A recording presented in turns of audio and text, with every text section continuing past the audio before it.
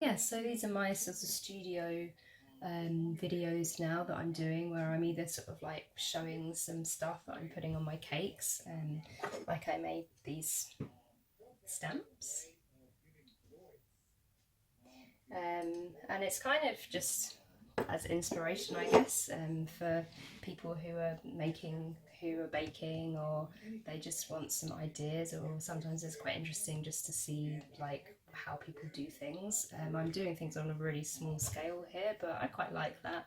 And also, it's interesting for people to see sort of like behind the scenes of how you create something, because I've been redeveloping some of the things that I've been making. And I had two classic chocolate cakes, and one was made with a different type of ganache that had chocolate orange in it, basically.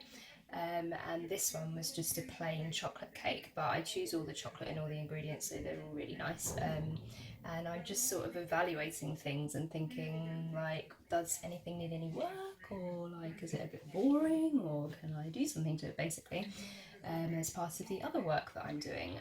So yeah, this one, I've changed it to be a bit similar to the chocolate orange. The chocolate orange has like painted gold streaks on the outside, so I've done something similar with this. You can just see catching in the light. And I have another one that I make with a different type of ganache, where I don't use cream, and that is a chocolate orange cake. So this one is sort of to pair with that one. So what I've done is, it was just plain chocolate before on the outside, so I've just added some silver streaks to it, and I've done this using this dipping solution, which you just paint on.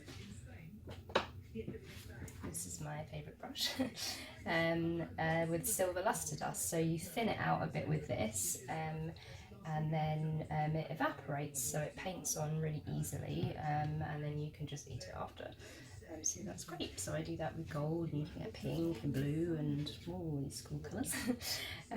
So yeah, that's what I've done to the outside of this. And then also what I've done to pair a bit with the chocolate orange is I've done it in lavender.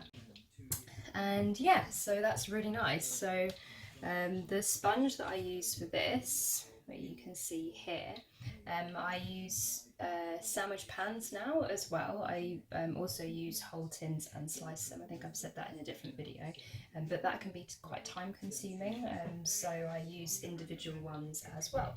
And these are about 2.5 centimeters, so they're very thick, so you get a lot more cake for your money. And this is a Guinness, like a stout sponge, which I use from my Squire's school chocolate wedding cake course that I did a few years ago, which is amazing. And I have just changed a few things in it, like the sugar and a couple of flavours, but it's still the stout and the same method, because it's a great recipe. So thanks. And then I have made also a syrup. Lots of people put syrups on their sponges because it makes them really moist, and also if it is something like a wedding cake, you want to make sure that it's going to be nice to eat after a couple of days, because it's quite hard to do them. That's part of the challenge, is getting it as fresh as possible. So the syrups really help. So I made a Guinness and vanilla syrup as well, which goes on that. And then the ganache I changed. So before it was just a sort of one-to-one ganache, so it was quite hard, and it's nice, but I've changed it to a whipped ganache, which is more cream to chocolate, and then you can just whip it up, and it's really soft and very nice. And then I've also done a mixture of dark chocolate and milk chocolate.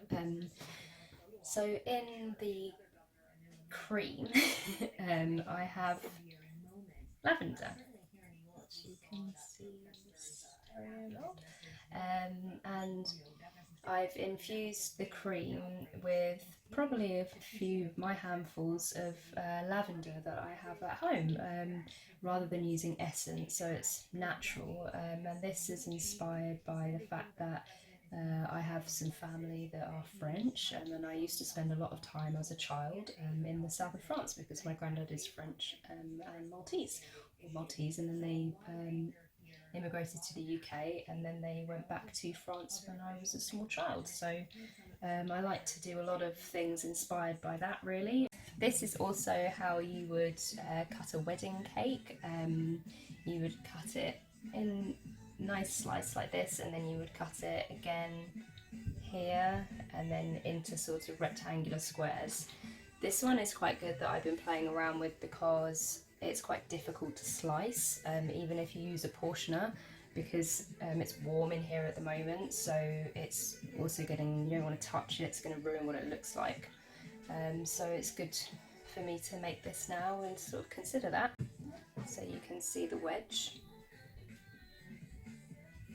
and that's probably the sort of size that I would sell if I was out. You could buy a whole piece, and that's what I was doing before, but they're really big. And yeah, but this is the amount of ganache here that I have going through the centre.